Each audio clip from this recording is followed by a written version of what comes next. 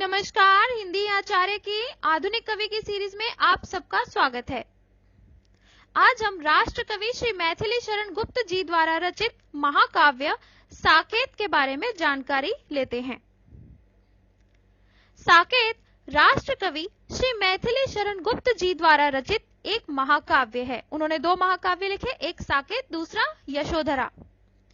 साकेत में कुल 12 खंड हैं और साकेत अयोध्या नगरी का एक नाम है।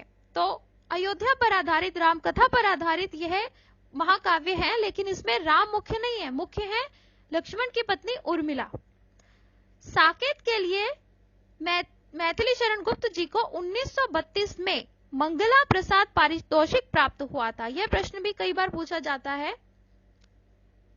साकेत में गुप्त जी ने राम कथा के माध्यम से राम के भाई लक्ष्मण की पत्नी उर्मिला के विरह का चित्रण किया है और इसके साथ ही साकेत में गुप्त जी ने कैकेयी जी के पश्चाताप को भी दर्शाया है। ये दोनों ऐसे टॉपिक्स हैं जिन पे ज्यादातर कवियों ने बात नहीं की।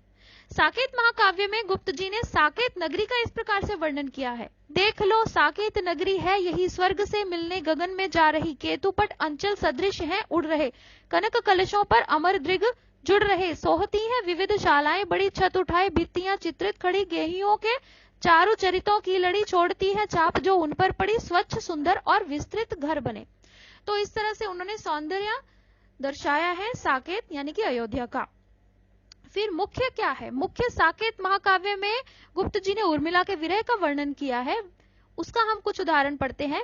उठी न लक्ष्मण की आंखें, जकड़ी रही पलक पांखें, किंतु कल्पना घटी नहीं, उदित उर्मिला हटी नहीं, खड़ी हुई हृदय स्थल में, पूछ रही थी पल पल में, मैं क्या करूं, चलूं कि रहूं। यानी कि उर्मिला जी लक्ष्मण जी से पूछ रही हैं, जब वनवास होता है तो क्या वे भी सीता जी की तरह लक्ष्मण जी के साथ जा सकती हैं? तो लक्ष्मण जी क्या उत्तर देते हैं? हाय और क्या आज कहूं, आह कितना सकरुण मुखता, आर्द्र सरोज अरुण मुखता। लक्ष्मण ने सोचा कि अहो कैसे कहूं, चलो कि रहो, यदि तुम भी प्रस्तुत होगी तो संकोच सोच दोगी, प्रभुवर बाधा पाएंगे, छोड़ मुझे भी जाएंगे। नहीं नहीं यह बात ना हो, रहो रहो हे प्रिय रहो, यह भी मेरे लिए सहो, और अधिक क्या कहूं कहो। लक्ष्मण हुए वियोगजयी और उर्मिला प्रेममयी, वह भी सब कुछ जान गई, विवश भाव से मान गई। आशा करते हैं आपको हमारा ये वीडियो पसंद आया होगा। ऐसे ही और वीडियोस देखने के लिए हमारे चैनल को सब्सक्राइब कीजिए। हिंदी आचार्य।